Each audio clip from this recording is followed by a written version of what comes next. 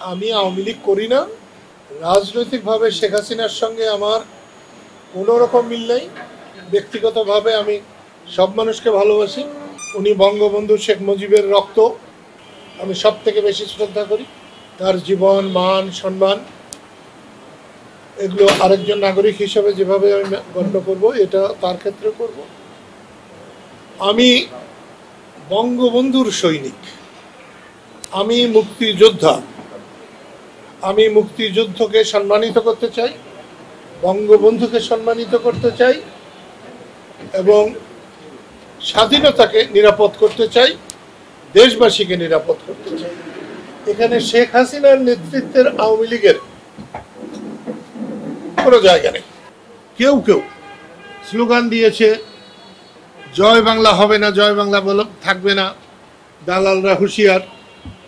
তো দালালদের হুঁশিয়ার বললে আমাদের কিছু যায় আসে না।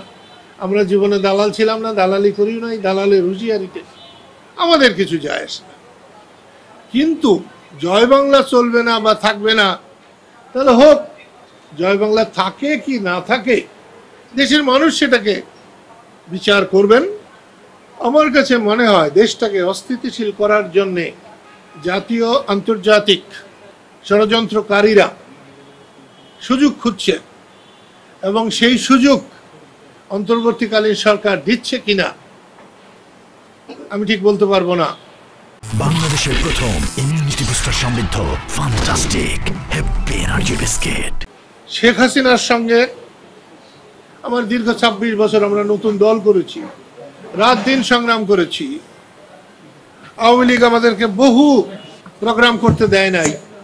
তারপরেও যদি আওয়ামী লীগের দোসর বানানো হয়, তাহলে তো আমি মনে করব বৈষম্য বিরোধী আন্দোলনকে ব্যর্থ করার জন্য, ধ্বংস করার জন্যে কোনো ষড়যন্ত্র কিনা। আমি ইনশাল্লাহ যাব। মুক্তিযোদ্ধাদের সমাবেশ ডাকা হয়েছে, সেখানে কেন যাব না? 10টা মানুষ থাকলেও আমি যাব, যা হয় হবে। আমি মনে করি গায়ের জোরের চাইতে মনের জোর অনেক বড় জিনিস। আমি মনোবলে বিশ্বাসী মানুষ। আমি আমার যতক্ষণ পর্যন্ত আমার ধ্যান থাকবে, জ্ঞান থাকবে, ততক্ষণ পর্যন্ত আমি আমার মনের তাগিদকে অনুভব করে বাংলাদেশের মানুষের যতক্ষণ আমি সেবা করতে পারবো, আমি চাই যেন ততক্ষণ আমি বেঁচে থাকি। আমি অচল হয়ে যেন এক মুহূর্ত বেঁচে না থাকি। যতদিন বাংলাদেশ থাকবে ততদিন মুক্তিযুদ্ধের চেতনা থাকবে, মুক্তিযুদ্ধ থাকবে এবং মুক্তিযোদ্ধাদের সম্মান থাকবে। যারা এটা করছে তাদেরকে জিজ্ঞেস করা দরকার তারা কেন করছে। আমি কি করে বলবো যে কেন তারা করছে।